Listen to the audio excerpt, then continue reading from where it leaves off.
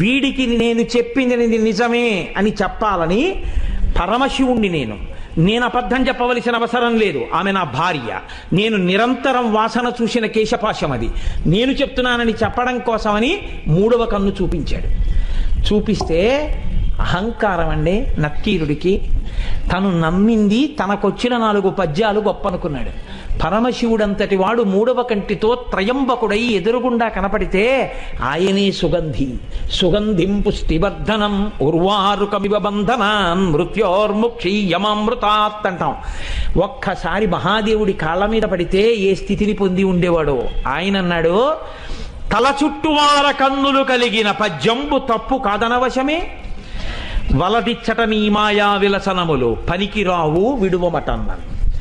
మూడో కన్ను కాదు, నీ తల చుట్టూ కళ్ళు చూపించినా నువ్వు చెప్పిన పద్యం తప్పే. అహంకారం చూడండి ఎలా